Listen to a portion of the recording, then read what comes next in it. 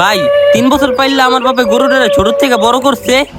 আমার আব্বা অসুস্থ হয়ে যাওয়ার পরে গরুটা গোয়ালে আর থাকে না, পারে না গোয়াল ভাঙ্গা চুরালায়।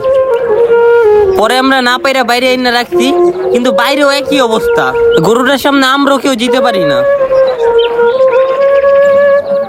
যদি কোনো মানুষকে দেখে আরো বেশি গুতাগুতি করতেছে আর পাগলামি আরো বেশি বাইরে যায়।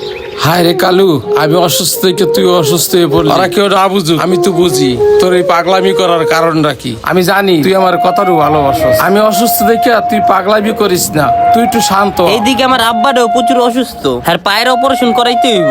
আমার আর্থিক অবস্থাটাও তেমন ভালো না, এর লেগে গরুটা বিক্রি করে দিমু। দেখেন, আপনাকে গরুটা আমি কিনবো, যেহেতু গরুর প্রতি আপনাদের অনেক মায়া, আর আপনার আব্বা অসুস্থ, টাকা পয়সার দরকার। আমি 1,85,000 টাকা দিয়ে কনফার্ম করলাম।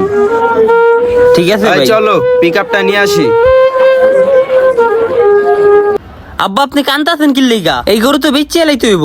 গরু খাইতাছে না, কিছু করতেছে না, গোয়ালও থাকতাছে না। এটা তো দেখা যাব 2 দিন পরে অসুস্থ হয়ে মরে যাবো গা। আমি তো গরুর লেগে কান্দছি না।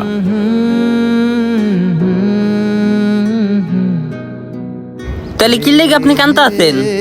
আচ্ছা 4 বছর ধরে গরুটা পালতাছি, আমিও অসুস্থ হয়ে পড়ছি। এখন আমার গরুটা আর কিছু খায়ও না, গোয়ালেও থাকতে চায় না।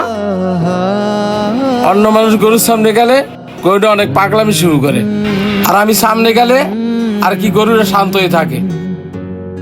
আজকে 20 বছর ধরে আমি একটা পোলা পালতাছি, খাওয়াইছি, পড়াইছি, লেখাপড়া করাইছি, এরপর বিয়ে করাইছি। এখন বউলিয়া অন্য জায়গায় থাকে। আমি এত অসুস্থ হইলাম, তারপর আমার একটু দেখতে আইলো না। 20 বছর ধরে একটা পোলা পাইলা, পোলার তো কোনো আদর যত্ন পাইলাম না। আজকে 4 বছর ধরে গরু পাইলা, গরু তো যে মায়া আদর পাইলাম আমি। আমার কষ্ট লাগতেছে এই জায়গায়, 20 বছর ধরে পোলা পাইলা, একটু আদর যত্ন পাইলাম না। আর 4 বছর গরু পাইলা, অনেক আদর মায়া পাইলাম। আপনি যে পোলার লেগে এত ভাবতাছেন না, আপনার ওই পোলারও একটা গরুর থেকে অবুঝ মনে করেন, ওরে মানুষ মনে করেন না।